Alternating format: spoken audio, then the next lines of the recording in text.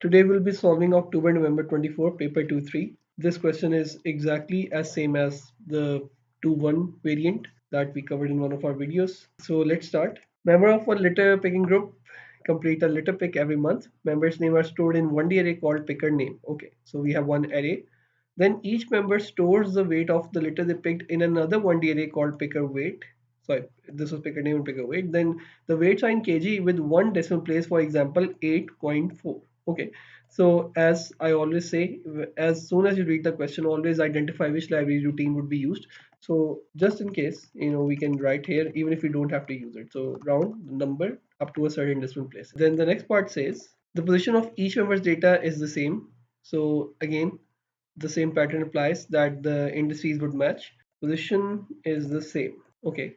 Then in the next part, it says that every month there is a small prize awarded to the members of the group who have the two heaviest weights. Okay, so we need to find number one and number two. So we have to find the top two people who got the highest weights on the litter picking. And then the certificates are awarded to all the members with a pick weight of over 3 kilograms. Okay, so we'll be looking at all the people who picked up more than 3. So over 3 kilograms, greater than 3. Then the question says allow the weights of the members picked to be inputted and validated. So validated means that we need to use some sort of a conditional loop. Every time you see this word written in the question, always remember it's going to be a while or a repeat until. Sorts the array in descending order of weight. Okay, so we have to apply bubble sort, but in descending order. So we'll annotate that as well as we go. So we have bubble sort. Then outputs the member names and the pick weights of the members with two heaviest picks and identifies them as best in group and second best in group. Again, as the question said before, we have to essentially find the number one and number two. So the member names and the pick weights of the two heaviest picks. This one stores the name of all the members who will receive a certificate in the array for picker certificate. This would be all the members who had a pick weight of over 3 kgs, and then output a number stating the number of certificates. Then again, we do not need to initialize, we need to add suitable messages, we do not need to declare anything, and we need to add comments as well as always, and that's pretty much it. Okay, let's begin. As always, we'll visualize the problem, so it helps in planning it. So this is our simple visualization. So there is a small catch here. If you read the question again, you will find that there is no upper limit given in the question. You are not given the array size, and you are also not given any variable that will contain the upper limit of the number of people in each array. So if such a case arises, you can always assume an arbitrary number. Okay, in my case, I have assumed 50. You can assume 10, you can assume 100, 300, 200, whatever you want, because it won't make a difference again since they have not indicated how many people are participating in this thing. All right, first of all, we need to allow the weight of the members to be input and validated. So that would be stored in the picked weight and the picker name. We will be using these arrays as we did in October-November 24 paper 2-1. We need to have some sort of a loop. So we loop for all people, for the count of people, and here we check using a conditional loop or a repeat until loop or a while loop. So we will make sure that we keep on inputting. Now they're also saying that the weight of members are to be input and validated. Okay, but again the issue is they have not given us any weight. No upper bound of the weight has been given to us. So what do? We can definitely check if that the pick weight the user enters should be more than 0, but what should it be less than? So we can again just make a random guess and we can assume that the value should be less than maybe 10 or 15 or 20, whatever it is. It should be a realistic number. You cannot say 200 kg. Okay, so we'll assume 10 kg here. Again, we are making an assumption, so that is totally fine. So until the weight is greater than 0 and weight is less than 15. Other than that, we will keep on repeating no matter what, and we go to the next iteration of the loop. So this is the first part that we have to do, and then we have to do bubble sorting. Let's start the first part. This would be validating inputs for picked weight array. It's the name picked weight and picker name. So we write a loop. So we can set the group size to some number. Group size, we agreed that it will be 50, and we said that the weight limit, let's call it weight limit, will be set to 10. So for index or for I want to group size, I will repeat until. So this will be repeat next I. So repeat until pick weight of index I is greater than 0 and pick weight of index I is less than the weight limit. Okay, and what do we save at index I of the picket weight? Here we save the value that the user inputs and ask them to enter weight for member, comma.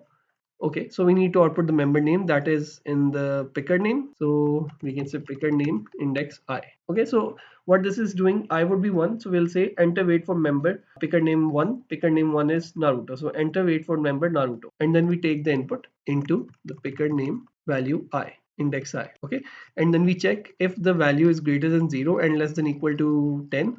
Only then we will accept this. Otherwise, this process will repeat. Also, you can see we are repeating. Okay, this should be picker weight. Also, you can see we are repeating the array name over and over again. So we don't need to do this. We can simply associate a variable with the current value of the array. So I'll say input whatever the value user inputs. You can save that in a, let's say, picked, and save the value of picked weight I into that, and then you can just simply replace it here. You can say if picked is greater than 0 and picked is less than the weight limit. Okay, so this is just one workaround of saving time in the exam. You can always assume a variable and you can save the current value of the array into that and use that variable as a substitute. Okay, so this will validate our input. Then in the next part it says sorts the array picked weight and picked name in descending order of weight. Okay, so this is the keyword here, in descending order of weight. Okay, so this has to be done based on the weight. Okay, so here we have the weight. Again, if we have, let's say, Goku and Eren here, they are in order. Then we have they're not in order. Okay, so let's talk about Goku and Eren. So 5.8 and 7.1 should be swapped again as we did in the previous video. So we'll have some sort of a temp here, temp name maybe. So we save Goku's name here. We bring Eren on the current index, and in the last step we bring Goku in place of Eren. We do the same thing for their picked weight. We'll have another temp for the picked weights. So I'll get the current value, I'll save it in temp, then I'll overwrite the current value of the index with the next value, and then in the last step I will bring back the temporary value from my saved variable, and that's it. That's how we swap. So now they are in their correct position. All right, so we keep on doing this for all the way from the first to the last. So we check if the current value is less than the next value, then we need to do the swapping. Okay, now in order to run the bubble sort algorithm on weights, again we need to have some sort of a conditional loop that will check that we need to stop this algorithm once the array is sorted. So we can have the condition not swap. Okay, and what will happen that we will always set swap to false initially, and then we'll have some sort of for loop that checks all the values for all values in, let's say, picked weight. You compare if the current value is less than the next one. This is not, the code. I'll write the code. If that is the case, then we swap the values and we set swap to true, exchange values, just to make sure that it's not confusing, since we're also using swap as variable. And then we set swap to true. So what we're doing essentially is every time a swap happens, we will be indicated that the array is not sorted. So an example of this could be, again, if we have some picked weights 1 2 3 4, we have 1.5, 6.3, 2.9, 7.1. Okay, so 1.5 and 6.3 are out of position. So initially swap would be false, and since they are out of position, we'll swap them. So now swap becomes true. That means that a swapping was done, and then it will remain true for the whole loop. That means that the array was not sorted. Then we repeat the same process for the next values. Again, they're out of order, so this would be again set to true. So this will keep happening throughout the whole iteration of the array one time. Okay, let's assume now this time the array is eventually sorted. We have 7.1, we have 6.3, we have 2.9, maybe 1.5. So swap would initially be set to false, and then 7 point is greater than 6.3, 6 point is greater than 2.9, and 2.9 is greater than 1.5. So swap remains false throughout, and that is the indication that the array is sorted now. So this will end our repeat until loop, and that means our bubble sort is done. Okay, and this simply means until swap is false. So if we set swap to false initially, and once we have iterated through the whole array, and if the value swap never became true, like in this case, that means that the array is sorted. So this would be our ending condition, and the remaining process remains the same. So let's write the code for this. Swap to false initially, then we have for I1 to group size -1. The reason for -1 is that when we are swapping the last values in our array, So when we are at the index 49, it will be compared with 50, the values, and when we'll be at 50, it will be compared with 51. And since there is no 51 here, it will give us out of bounds error, that this index does not exist in your array. So we need to make sure that our loop ends at the last index. So that is why we do it -1. So let's say if you have 50 as the array size, so it will run all the way from 49. This would be the current value would be 49 and 49, and the next value would be 50. So after that, the loop would terminate. It would stop working because you would have ran it till 1 to 49. So if you're at 49, you just complete 50, and after 50 there is nothing. And then here we need to make the comparisons. If picked weight at the current index is less than the picked weight at the next index, okay, this simply means that if we are looking at picked weight of 1.5, it's less than 6.3, so they're both out of order, so we need to replace them. Remember, we have to do the same thing for both the arrays, so there would be two different components of this algorithm. So first one would be the weight swapping, and then the second one would be the name swapping. Okay, for the weight swapping, as we saw before, we need to make some sort of a new variable, and we save the current value in that variable. Then you bring the second value onto the first one, and then we bring back the value that we saved in the variable into the second index. That's what we have to do. So we can have a variable called temp weight, and we set it to picked weight. This is again the current value or the first value. Let's call it current value. Current value in the array. So when index value is 1, so we're looking at 1.5, and 1 I plus 1 is 1 plus 1 is 2, and we're looking at 6.3 and 1.5 like this. Okay, then we have picked weight. So first step, we got the value, save that in a variable. Now in the second step, we're going to bring this value at index 2 or the next value onto the current one. So bring the next value onto the current one. So the current is at index I, and the next value is at index I plus 1. So overwrite next, overwrite current value with next. Okay, so this is the next value, 1 plus 1 index 2. So bring the value of index 2 on the value of index 1. So 6.3 would now overwrite 6.3. And then the last part, what we have to do is we have to bring the value we saved onto the right index. So we will say picked weight on the second index or the next index of this, bring the value that we had saved beforehand. So retrieve saved value. So what will happen?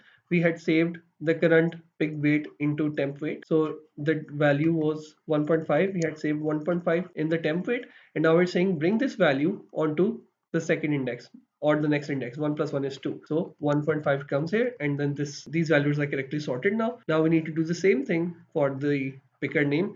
We need to swap between Naruto and Mikasa, and for that again we do exactly the same steps except with different names. So temp name, picker name, index I. So currently we have Naruto, we save it somewhere. Maybe we save it here in the temp name, then current name. Then we're saying that picker name current index would get the value of the next index. So this is the current index 1. So I'm saying bring the value at the second index onto the first index. So now they overwrite the value. Both values are the same now. So overwrite current name with next, and then in the last part we need to bring back Naruto into its correct position here. So we bring it back from the temporary name onto the next index. So we say picker name I plus 1, bring back the variable a value temp name, and retrieve saved name, and that will be the end. And then lastly, update swap flag. So whenever a swapping has been done, we need to set the swap value to true. If we don't do that, then this condition would not work properly. So this is the whole idea of the bubble sorting algorithm. Then we are just left with a couple of things. So now we have to output the member names and the pick weights with two heaviest picks. Okay, so we'll only need to output the values at the first two indices, because this will contain the values with the highest picked weight. When the array would be sorted, 7.1 would be the first one, and 6.3 would be the second one. So we can output those values, or we can say outputting or maybe showing top pickers. So this would be output best in group. So these are the captions: best in group and second best in group. So best in group is their name first, picker name index 1. This would be the topper with weight of picked weight, again index 1. Also you can change these captions as per your convenience. Just make sure they are self-explanatory. Then output, I'll just copy paste this. Best, so the second best in group is picker name index 2 and pick weight 2. The reason why we have a index 1 and 2 is because we sorted the array in descending order. So the largest value would be at the first index, and the corresponding picker name would be also in the first index of the relevant array. And in the last part, the question says store the name of all the members who will receive a certificate, and the ones who receive a certificate are the ones who pick over 3 kgs of litter, counting certificate recipients. Okay, now for this part again, as I said, that the certificate picking mechanism has no link with this picker name and pick weight. So let's say we are looking at Naruto. So Naruto picked less than 3 weight. So Naruto goes on to the first index of picker certificate. Then we have Edward less than 3. So Edward goes on to the second index. Okay, so it has no link to the indices of the pig name and pig weight. Then we have Eren does not go into the picker certificate, and Goku does not go into the array either. And I'm assuming that all the values in between up till 50 had values less than 3. So whenever, first of all, we'll start the array index of picker certificate from 1, and whenever there is a certificate recipient, only then we go to the next index. So that means I need to start my index from 1, and I also need to have, so there would be 2 indices now, one index for the picker name, pick weight array, and there would be a separate index for the picker certificate. So maybe we can have some relevant names. Let's call it, maybe we can call the count or certificate count as 1, and we can also have a variable called index as 1. So this index 1 would be the normal iterator of picker name and pick weight, and the index count would be the index variable for the picker certificate array. Okay, so now we start looping. We start from the first index, we check while any pick weight starting from index idx, so like from index 1, if it is greater than 3, then what do you need to do? You need to pick that name and you need to store them in the first index or the current index of your picker certificate. So I'll do, what I'll do is I'll get the current index, which is certificate count. This is acting as an index which is set to 1. So at the first index of my picker certificate array, put the picker name from the index ID, which is also set to 1. So is the value at index 1 greater than 3? No, it goes to the next one. And this time we'll do idx is equal to idx plus 1. So we go to the next index of the picker name, and then we do certificate count is equal to certificate count plus 1 if again the weight is greater than 3. So the second one, okay, let's say we have Edward here, so more than 3. It's not more than 3. Ellen is more than 3. I think I made a mistake. These are less than 3. Okay, for now let's assume they are less than 3 because I got confused here as well. So less than 3. So Edward is less than 3, yes. So they go into this picker certificate array. Again, you increment the index by 1. So if the index was 1, this becomes 2 then. And then if the picker certificate was initially, let's say 2, so this becomes 3, depending on the index. Again, they have no link. We will only get the current index value from the picker name, and we will put it at the different index of the picker certificate because these two arrays have no relation with each other. And with this we can simply output number of certificate to be printed, cert count, and that's it. With this the question ends. So we validated the inputs, we did bubble sorting, we outputted the first and the second ones, and then we checked if there are any people who picked more than 3 weights as per the question, but we implemented for less than 3. You can just change it to greater than 3. So we save their name into the picker certificate array, and then we go on to the next index of our pick weight array, and then we also increment this index variable of our picker certificate array, and at the end we output. And with this question ends as well.